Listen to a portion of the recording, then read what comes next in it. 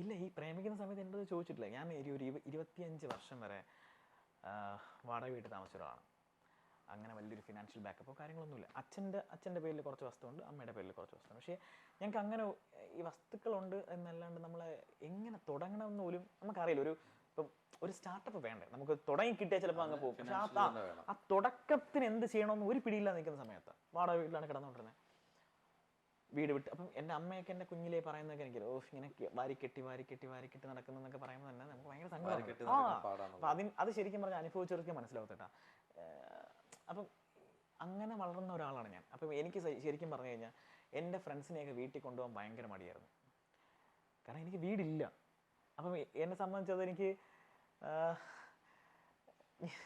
കൂട്ടുകാരന്മാരുടെ വീട്ടിലേക്ക് പോകുന്ന സമയത്ത് എനിക്ക് ഭയങ്കര ബുദ്ധിമുട്ടാണ് പോകാൻ. അല്ലെ, എനിക്ക് അവരെ വീടില്ല. കാരണം ഒരു വലിയൊരു മുറിയായിരിക്കാം, വലിയൊരു ഹാളായിരിക്കും, അതിനകത്തായിരിക്കും നമ്മളെ കിച്ചണും ബെഡ്റൂമും എല്ലാം അങ്ങനെയൊക്കെ ആയിരിക്കും. അപ്പം അവിടെ നിന്നൊക്കെ ഞാൻ തരണം ചെയ്ത രീതികളെന്നൊക്കെ പറഞ്ഞു കഴിഞ്ഞാൽ ഞാൻ ഇന്ന് ഞാൻ പുറകിലോട്ട് നോക്കുമ്പോൾ എൻ്റെ അമ്മ പറയും, മക്കളെ നീ ടെൻഷൻ അടിക്കണേ, നീ ഇത്രയൊക്കെ ആക്കിയില്ലേ എന്ന് എൻ്റെ അച്ഛനും അമ്മ എന്നോട് പറയുമ്പോൾ ഐ എം വെരി ഹാപ്പി.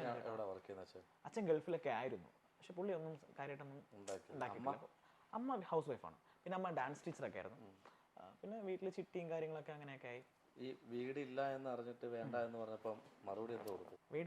വീട് പോലും ഇല്ലാത്തവനെ ആരും പ്രേമിക്കില്ലടാ എന്ന് പറഞ്ഞു. അപ്പം ഞാൻ ശരിക്കും പറഞ്ഞു കഴിഞ്ഞാൽ കോളേജ് പഠിക്കുന്ന സമയത്ത് ചിലപ്പം പെയിൻറ്റിങ്ങിൻ്റെ പണി അല്ലെങ്കിൽ ജിപ്സം ബോർഡ് അങ്ങനെ എന്തെങ്കിലുമൊക്കെ പണിക്കൊക്കെ പോയിട്ടായിരിക്കും നമുക്കൊരു ചേട്ടനെ മനസ്സിലാവും. നമ്മളൊരു 18-19 വയസ്സ് കഴിഞ്ഞ് വീട്ടുകാരെ ഡിപ്പെൻഡ് ചെയ്യാൻ ഒരു ആൺകുട്ടിക്ക് ഭയങ്കര ബുദ്ധിമുട്ടായിരിക്കും. അച്ഛൻ 50 രൂപ അച്ഛൻ ഇങ്ങനെ പറയാനൊക്കെ ഭയങ്കര ബുദ്ധിമുട്ടായിരിക്കും. സോ നമ്മൾ ആ സമയം തൊട്ട് നമ്മൾ സ്വന്തമായിട്ട് എന്തെങ്കിലും ചെയ്യണം, അല്ലെങ്കിൽ നമ്മൾ ഏണിങ്സ് വേണം എന്നുള്ള തോന്നുന്നു. കാരണം കോളേജിൽ പഠിക്കുന്ന സമയത്ത് നമുക്ക് ബൈക്ക് വേണം, അല്ലെങ്കിൽ ബൈക്കിൽ പെട്രോൾ അടിക്കാൻ കാശ് വേണം, നല്ല ഡ്രസ്സും കാര്യങ്ങളൊക്കെ വേണം. അപ്പം അതിനുവേണ്ടി നമ്മൾ സ്വന്തമായിട്ട് ഉണ്ടാക്കണം. അപ്പം ആ സമയത്ത് തന്നെ ഞാൻ ഇങ്ങനെ പാർട്ട് ടൈം ആയിട്ടുള്ള ജോബിനൊക്കെ പോകും. പിന്നെ അത് ഈ പാർട്ട് ടൈം ജോബിന് പോയി പൈസ കിട്ടി തുടങ്ങിയപ്പോൾ ശരിക്കും പറഞ്ഞു കഴിഞ്ഞാൽ കോളേജിലെത്തിയപ്പോൾ ഒരു 5 വർക്കിംഗ് ഡേയ്സ് ഉണ്ടെങ്കിൽ 3 ദിവസം പണിക്ക് പോയിട്ട് 2 ദിവസം കോളേജിൽ പോയി അങ്ങനെയൊക്കെ ആയി തുടങ്ങി. കാശ് ഇവിടെ നിന്ന് കിട്ടുന്നുണ്ട്. അങ്ങനെയൊക്കെ ഞാനൊരു 5 ദിവസം ചിലപ്പോൾ ഈ പറഞ്ഞ പണിക്കൊക്കെ പോയിട്ടായിരിക്കാം ഞാൻ ഇവിടെ ഒരു ദിവസം കാണാൻ പോകുന്നത്. കാരണം നമ്മൾ സ്നേഹിക്കുന്ന പെൺകുട്ടിയെ കാണാൻ പോകുമ്പോൾ നമുക്ക് എന്തെങ്കിലും വാങ്ങിച്ചു കൊടുക്കാനുള്ള ആഗ്രഹങ്ങൾ കാണും. പറയുന്നതുകൊണ്ടൊന്നും തോന്നില്ല. ഞാൻ ശരിക്കും പറഞ്ഞു കഴിഞ്ഞാൽ മക്കളെന്നാ എന്തെങ്കിലും വാങ്ങിക്കാൻ പേഴ്സണൽ കയ്യിൽ വെച്ചേ എന്ന് പറഞ്ഞായിരിക്കും ചിലപ്പോൾ അതിനകത്ത് ഒരു 2000-3000 രൂപ ഉണ്ടാക്കാൻ ഞാൻ എത്ര ദിവസം കഷ്ടപ്പെട്ടിട്ടാണ് പോകുന്നതെന്ന് ചേട്ടൻ ചിന്തിച്ചാൽ മനസ്സിലാവും. ഇവളിതെല്ലാം വാങ്ങിക്കും. അപ്പം അന്നത് വലുതായിട്ടെടുത്ത് ചിലവാക്കുന്നതൊന്നും അല്ല കേട്ടോ പറഞ്ഞു, എന്തെങ്കിലുമൊക്കെ ആയിരിക്കും വാങ്ങിക്കുന്നത്. പക്ഷേ ഒരു ദിവസം എന്നെ വിളിച്ച് ഞാനിത് കണ്ടിട്ട് വന്നതിന് ശേഷം എന്നെ വിളിച്ച് പറയാം, രാഹുൽ എൻ്റെ ഫ്രണ്ട് ചോദിക്കുക, അപ്പം എനിക്ക് കിരൺ എന്നല്ലാണ്ട് രാഹുൽ എന്നൊരു പേരുണ്ട് കേട്ടോ. ഞാൻ അല്ല, വീട്ടിലല്ല, എൻ്റെ ഒഫീഷ്യൽ എൻ്റെ പേര് രാഹുൽ എന്നാണ്. കിരൺ ദേവ് എന്നുള്ള പേര് ഞാൻ ന്യൂമറോളജി പ്രകാരം ചേഞ്ച് ചെയ്യുന്നത്. രാഹുൽ, എൻ്റെ ഫ്രണ്ട്സൊക്കെ എന്നോട് ചോദിക്കുന്നു, നിനക്ക് നാണമില്ലേ ഇങ്ങനെ ഒരാളെ പ്രേമിക്കാൻ? ഇങ്ങനെ ഈ 5 വർഷം സ്നേഹിച്ചവള് പറഞ്ഞതാണ് എൻ്റെ അടുത്ത്, നിനക്ക് നാണമില്ലേ ഇങ്ങനെ ഒരാളെ സ്നേഹിക്കാൻ, ഇങ്ങനത്തെ ജോലി ചെയ്യുന്ന ഒരുത്തനെ പ്രേമിക്കാൻ നിനക്ക് നാണമില്ലേ? ഇത് ഒരു പെൺകുട്ടി, ഒരു ഫ്രണ്ട് അവളുടെ ഫ്രണ്ടിന്റെ നല്ലൊരു ലൈഫിന്, ബെറ്റർ ലൈഫിന് വേണ്ടി അവളിങ്ങനെ പറഞ്ഞില്ല. ഞാൻ തെറ്റ് പറയില്ല ചേട്ടാ. അല്ല, അവളുടെ ഗേൾ ഫ്രണ്ടാ പറഞ്ഞത്. എന്തോ ബോയ് ഫ്രണ്ട് ആയിട്ടോട്ടെ ഗേൾ ഫ്രണ്ട്, അതിലൊന്നും കുഴപ്പമില്ല. അവളുടെ ഏത് ഫ്രണ്ട് ആയിരുന്നാലും ഇങ്ങനെ അവളടുത്ത് പറഞ്ഞതിൽ ഇപ്പോൾ ഒരു പെൺകുട്ടിയുടെ ജീവിതം ഇപ്പം ഇങ്ങനത്തെ ജോലി ചെയ്യുന്ന ഒരാളുടെ കൂടെ ജീവിക്കുമ്പം ചിലപ്പം അവൾ നശിച്ചു പോകുന്ന നമ്മൾ നേരത്തെ കണ്ടിട്ട് അവൾ പറഞ്ഞതിൽ ഞാൻ തെറ്റ് പറയുന്നില്ല. പക്ഷെ അത് അവൾക്ക് എന്നോട് എങ്ങനെ പറയാൻ തോന്നി? എനിക്ക് അതാണ് ചോദ്യം. എന്നോട് അവൾക്ക് എങ്ങനെ അത് പറയാൻ തോന്നി? പക്ഷെ പറഞ്ഞ കൂട്ടുകാരെക്കാട്ടിലും ഏറ്റവും മോശം പ്രവൃത്തിയാണ് ഇപ്പം കിരണോട് ആ പെൺകുട്ടി കാണിച്ചത്. ഞാനിതിങ്ങനെ ഇവളിതെൻ്റെ അടുത്ത് പറയുമ്പോൾ ഞാനൊരു സെക്കൻഡ്, ഇന്നും ഞാൻ ഈ കഥ ചെയ്യേണ്ടത് പറയണമെങ്കിൽ എൻ്റെ മനസ്സിൽ ഇന്നും അത്രത്തോളം എന്നെ മനസ്സിലായി. അതാണ് അന്ന് മുതലാണ് ഞാൻ ചിന്തിച്ചു തുടങ്ങിയത്, എന്തെങ്കിലും ആവണം, എന്തെങ്കിലും ആയിത്തീരണം. സോ പഠിച്ച് എന്നെ കൊണ്ടൊരു ലെവലിലെത്താൻ പറ്റില്ലെന്ന് എനിക്ക് നന്നായിട്ട് അറിയാം. സത്യം, പഠിച്ച് ഞാനിപ്പോൾ ഒന്നും ആകാൻ പോകുന്നില്ല, സത്യമായിട്ടാവില്ല. അപ്പോൾ എനിക്ക് എത്തിപ്പെടാൻ പറ്റുമെന്നുള്ളൊരു തൊഴിൽ മേഖല ഇതാണ്. ഇവിടെ എനിക്ക് എത്തിപ്പെടണം. എത്തിപ്പെടുന്നതിന് മുന്നേ ഈ പെൺകുട്ടി അവിടെ പറഞ്ഞിട്ട് പോയി. കാര്യം ഈ കഥ അവിടെ നിൽക്കുക, ആൾക്കാരൊക്കെ ഇനി അറിയണം. കാര്യം വീടില്ല എന്ന് പറഞ്ഞാൽ അതിന് ശേഷമല്ലേ പറഞ്ഞു വീടില്ല എന്ന് പറഞ്ഞു. അന്ന് അത് പറഞ്ഞ് അവിടുന്ന് പോയി. അതിനുശേഷം ഞാൻ ഈ കഥ പോയി പറയുന്നത് എൻ്റെ അമ്മയോടാണ്. കരച്ചിലായി, ഉറക്കങ്ങളില്ലാത്ത ദിവസങ്ങളാണ് രാത്രി. ഇത് പറയുമ്പം ആൾക്കാരൊക്കെ എങ്ങനെയൊക്കെ എടുക്കുമെന്ന് എനിക്ക്, ഞാൻ എന്ത് വേണം, ഞാൻ എൻ്റെ കാര്യം അറിയാം, പ്രേമിച്ചിട്ടുള്ളവർക്ക് അറിയാം ഒരു പെൺകുട്ടിയുള്ള വിഷമം എന്താണെന്ന്.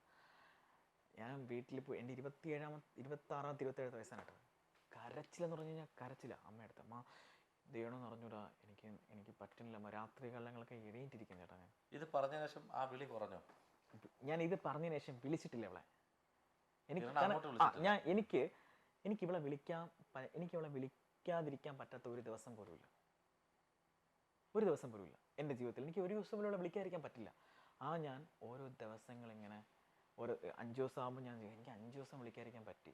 ഈ 5 ദിവസം വിളിക്കാതിരിക്കാൻ പറ്റുമ്പോൾ 6ാമത്തെ 7ാമത്തെ ദിവസം അച്ഛൻ്റെ അച്ഛൻ ഒരു 50 തരുമെന്ന് ചോദിച്ചിട്ട് ഞാൻ അവളെ കാണാൻ വേണ്ടി പോയി നിൽക്കും. ഈ പറഞ്ഞ ഈ സ്പോട്ടിൽ കാണാൻ പോയി. അപ്പോൾ ഇവള് ബസ്സിൽ ഇറങ്ങി വന്നിട്ട് അല്ലല്ല വാങ്ങിച്ചിട്ട് ഞാൻ ചിലപ്പം ഈ പ്രണയമൊക്കെ പൊളിഞ്ഞ വന്ന് നമുക്ക് പണിക്ക് പോകാനൊന്നും തോന്നത്തില്ല, ഒരു ജോലിക്ക് പോകാൻ തോന്നുന്നു. അപ്പം പെട്ടെന്ന് അവളെ കാണണമെന്ന് തോന്നും. ആ ഒരു ആഗ്രഹം പെട്ടെന്ന് കയറി വരും. അച്ഛൻ ഒരു 100 രൂപ അച്ഛൻ പോയിട്ടുണ്ട്. രാവിലെ പോയി അവിടെ വന്നിട്ട് ഇവളെ മുമ്പിൽ പട്ടിയെ പോലെ നേരിട്ട് പോയി 2 പ്രാവശ്യം പിന്നെയും കണ്ടു. എടി എനിക്ക് ഒരു ചാൻസ് കൊടുത്താ ഞാൻ നന്നായിക്കോളാം, നീ നന്നായിട്ട് വാടാ എന്ന് പറഞ്ഞ് നീ നന്നായിട്ട് വാ എന്നിട്ട് നമുക്ക് ആലോചിക്കാം എന്നൊക്കെ പറഞ്ഞിട്ടുണ്ട് എൻ്റെ. ഇത് ഞാൻ സിമ്പതിക്ക് വേണ്ടി പറഞ്ഞ സത്യമായ കാര്യമാണ് ചേട്ടാ. പണത്തെ സ്നേഹിക്കുന്ന പണത്തെ സ്നേഹിച്ചു എന്നൊന്നും അത് തന്നെയാണത് അല്ലെന്ന് അനുഭവം കേട്ടോണ്ടിരിപ്പുണ്ട്. ചേട്ടനുണ്ട്, ഞാൻ പണത്തെ സ്നേഹിച്ചത്. കാരണം ഓൾറെഡി അറിയത്തില്ല വീടില്ലാന്നുള്ളത്. ഇതിൽ ആ കുട്ടി ഫിനാൻഷ്യലി ഭയങ്കര റിച്ച് ആയിരുന്നു. ഞാൻ ആ കുട്ടിയെ കാണുന്ന സമയത്ത് ഈ കുട്ടി വളരെ സിമ്പിളായിട്ട് നടന്നു വരുന്നൊരു കുട്ടിയാണ്. ഇപ്പൊ ഈ കുട്ടി ഫിനാൻഷ്യലി ബാക്കപ്പ് ഉള്ള ഒരു കുട്ടിയാണെന്ന് എനിക്കറിയില്ല, കണ്ടാലും അത് പറയത്തില്ല. സോ വളരെ സിമ്പിളായിട്ട്. അപ്പം അതിനുശേഷം ഞാനൊന്നും എനിക്ക് വീടില്ല എന്നുള്ള കാര്യങ്ങളും എല്ലാം ഞാൻ ആ കുട്ടിയുടെ കള്ളങ്ങളൊന്നും ചേർന്ന് പറഞ്ഞിട്ടില്ല, എല്ലാം സത്യമായ കാര്യങ്ങളെ പറഞ്ഞിട്ടുള്ളൂ. പക്ഷേ ഇതെല്ലാം അറിഞ്ഞിട്ട് പിന്നെ കുട്ടിക്ക് ഒരു 5 വർഷം പ്രേമിച്ചപ്പോഴാണ് ബോധോദയം ഉണ്ടായത്. അത് വേണ്ടായിരുന്നു. ഇതിനിടയ്ക്ക് ഞാനും അമ്മയും കൂടെ എല്ലാവരും പ്ലാൻ ചെയ്തു. അമ്മയുടെ വസ്തുവിൽ ഞങ്ങളൊരു ചെറിയൊരു വീട് വെച്ചു, കടങ്ങളൊക്കെ വാങ്ങിച്ച്. എല്ലാവരും കടങ്ങൾ വാങ്ങിച്ച് തന്നെയാണ് വീട്. തീർച്ചയായിട്ടും. ഇപ്പം ഞങ്ങൾ കടങ്ങളെല്ലാം തീർത്തു, കടങ്ങളൊക്കെ വാങ്ങിച്ച് ചിട്ടികൾ കിട്ടി വീട് വെച്ചു. ചെറുതായിട്ടൊക്കെ തട്ടിക്കൂട്ടി വീടൊക്കെ വെച്ചു. പക്ഷെ എനിക്കൊരു വാശിയായിരുന്നു, വീട് വെക്കുമ്പോൾ നമ്മൾ ഫുള്ള് പൂശി പെയിന്റ് അടിക്കാൻ ഞങ്ങൾക്ക് പറ്റിയിട്ടില്ല. വെള്ളം അടിച്ചിട്ട് ടൈലിടണം. കാരണം ഇവളെപ്പോൾ ഈ പറയുന്ന കഥകളൊക്കെ നമ്മൾ ഈ പെൺകുട്ടികളെ ആഗ്രഹത്തോടെ പറയുന്ന പല കാര്യങ്ങളും സിൻസിയറായിട്ട് സ്നേഹിക്കുന്ന എല്ലാ ചെക്കന്മാരും മനസ്സിലിട്ടിരിക്കും. ഈ നമ്മളെ ഇങ്ങനത്തെ ടൈല് വേണം, അല്ലെങ്കിൽ ഇന്ന സംഭവങ്ങളായിരിക്കണം, ഇതൊക്കെ എൻ്റെ മെമ്മറി കിടക്കുക. അപ്പോൾ ഇവള് പറഞ്ഞ ഒരുവിധപ്പെട്ട സംഭവങ്ങളെല്ലാം എന്നെ കൊണ്ട് കഴിയുന്ന രീതിയിലുള്ള സാധനങ്ങളൊക്കെ ഞങ്ങൾ ചെയ്തു.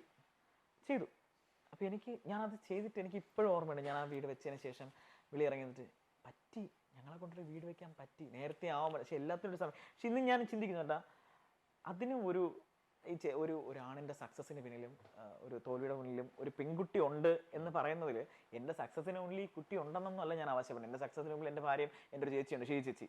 അതല്ലാണ്ട് ഇവളുണ്ടെന്ന് ഞാൻ വിശ്വസിക്കുന്നില്ല. പക്ഷേ ഇവൾ അന്ന് ഇട്ടെന്നൊരു സ്പാർക്കില്ലേ,